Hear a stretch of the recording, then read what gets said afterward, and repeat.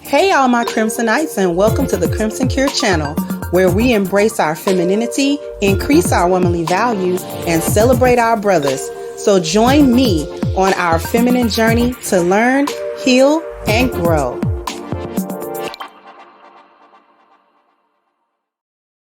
Hey there, my Crimsonites, and welcome to the Crimson Cure channel. I'm your host, femininity coach, and author of The Crimson Cure, and this is my perspective. So I have a clip that I want to share with you guys. Shout out to the Daily Wrap-Up crew.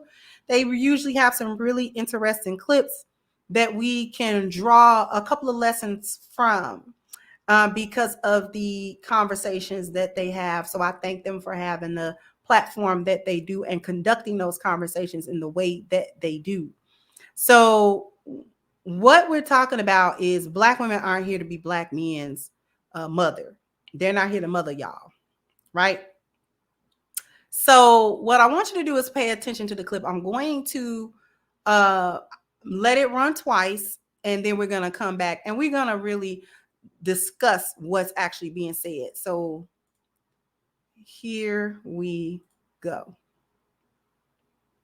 Have a father in your life like myself, when you watch a man take lead, like growing up, you want those type of principles when you look forward to a man. And if my dad is head honcho of my house and is taking care of shit, then I'm expecting to come in my life and do the same thing. Women will often say that about a man, like he has to live up to the standards of my father. But when a man says, I want the woman to live up to the standards of my mother, I'm not here to be your mother, you got mommy issues and all that. So why is it different when a man looks for expectations in a woman that he sees in his mother? And y'all call him sassy. Y'all call him sassy.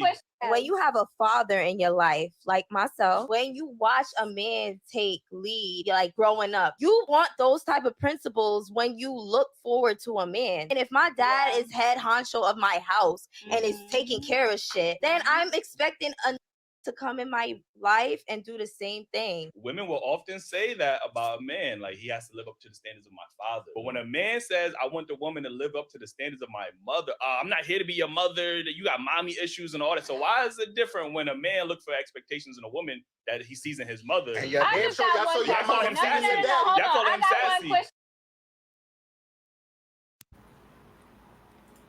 Now, I'm going to go ahead and stop sharing. What she said, there are a couple of different points that I wanted to point out. You know, a lot of women, before I get to the mothering part, I'm going to talk about the fathering part. A lot of women will claim how grown they are, how they don't need their men to be their fathers, how they don't need to be told what to do. They don't need to, do anything. It's interesting to me how they grow up and then they divorce their father's leadership from their followership. And when I say divorce their father's leadership from their followership, when they get into romantic situations, all of a sudden they still want the leadership, but they don't feel like the followership should be included. The reason why your relationship with your father is actually good is because not only was he a leader, you were following that lead. You were doing what your daddy told you to do. Interesting how you still want the same thing from your man that you wanted from your father, which basically proves that women never outgrow the need for men on a basic biological and cultural level. Women, from the time we are little babies to the time we pass away, in some way, shape, form, or iteration, we need the 4 P's of a man. And we either need those 4 P's given to us by actual men one-to-one, or we need society to come together and provide us a way to procure these 4 P's. Women never, ever, ever, ever, ever outgrow them. Women never outgrow the need for a man's system, order, and structure that is either given to them one-to-one in a relationship, or the society needs to be civilized and ordered in such a way where there is systems, orders, and structure. Women don't ever outgrow that. Ever. When we're daddy's little girls, we're always daddy's little girls, whether we little girls or grown women. Okay? We're always daddy's little girls. And there is no negative stigma for that. like there's a negative stigma for mama's boys. There's a negative stigma for mama's boys and son husbands. No negative stigma for daddy's girls, because it is known and expected that women will always want and always need, on some level and in some way, shape, or form, what their fathers gave to them. So when you get into a relationship as a woman, you look for a man that's going to have system, order, and structure. You look for a man that's going to have leadership. You look for a man that's going to provide you with the 4 P's in an adequate and satisfactory way, in a way that makes you feel safe and secure and loved and respected and wanted. That is what you want. The problem with a lot of modern women is they still want that without understanding the other side of that coin, which was what was their mother doing in order to receive that from their father. Now, true enough, a lot of modern women were raised by hyenas, but not everybody, since you want to say not all. Not everybody. So now some of those cases, they saw their mothers acting accordingly, getting up at 3 a.m. to fix their daddy the food he needs so he can go to work at 4, be at work at 5. You understand what I'm saying? Making the necessary sacrifices and adjustments in order to be in that relationship and make that relationship work. In other words, your mother understood that she wasn't there to just be, a princess in his life that doesn't lift a finger to do anything. She's actually there, and her effort made the relationship work as well. So there was cooperation, there was submissiveness there was listening. In other words, there was followership to accompany the leadership. You can't expect to get that same level of man while you are hard-headed, recalcitrant, and obstinate to everything masculine and authoritative. Because along with all them great leadership qualities, your father also had authority over you, did he not? Now, y'all the same women that don't think that the men in y'all life, the husbands in y'all life, even have the authority to say that they don't want their wife going outside with a something this short and something this tight and something this see-through, so that other men don't get the pleasure of seeing all of that. Something that actually should be preserved for him. You don't even want to do that.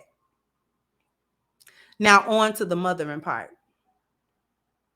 When men say they're looking for qualities in a woman like their mother, women typically jump to, I'm going to be your mom. When women do that, what they're saying a couple of things. First of all, they're equating that to needing the same kind of nurturing from a parent that they received from their father. So when men say they're looking for certain qualities that was in their mother, that they admired in their mother, and they would like for those qualities to be in a future wife of theirs, these women, I'm not here to be your mama. You got mommy issues. I ain't here to take care of you. So she's thinking of it like a mother would take care of a 3, 4, 5-year-old boy. Solve all his problems, kiss all his boo-boos, and all of that type of stuff, and take care of him. And he doesn't function well without her. He can't function in the world without her. She infantilizes the man when he says that, instead of thinking about it the way he means it, which the other side of what a mother does isn't just relegated to what she do when he's little. What about what a mother does after her children are grown, after her son is grown? A good mother supports his vision. A good mother helps him to accomplish his goals. She emotionally supports him. She will financially support him. She will, offer whatever she can. She will make sacrifices to support her son. She will have feminine insight for her son.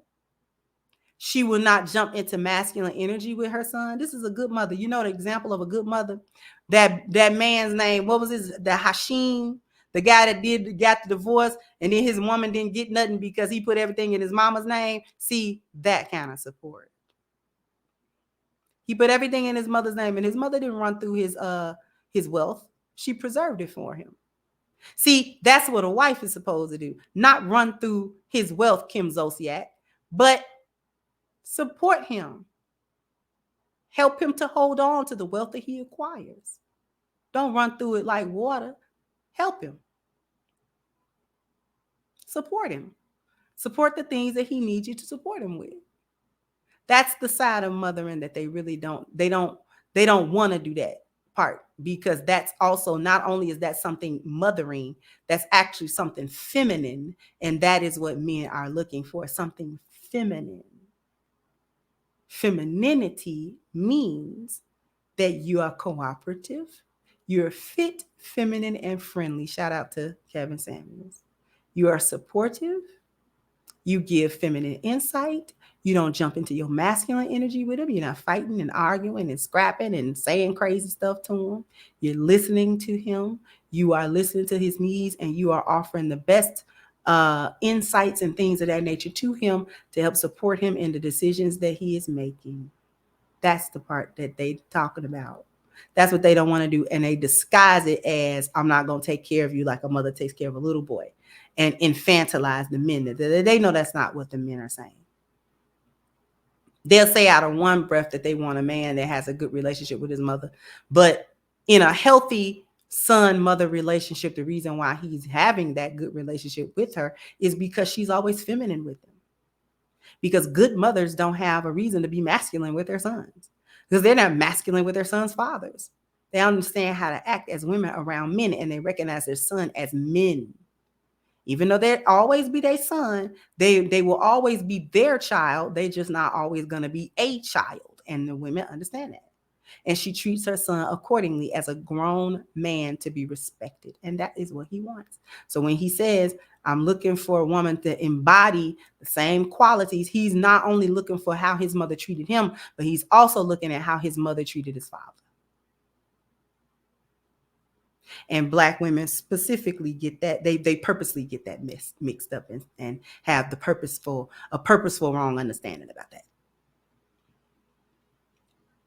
Don't you? Anyway, I just wanted to bring that to everyone's attention. So jump down in the comment section. Let me know what you think. Like, share, subscribe to the channel if you have not. Once again, I'm your host, The Crimson Cure, and this was my perspective. Bye-bye, Crimsonites.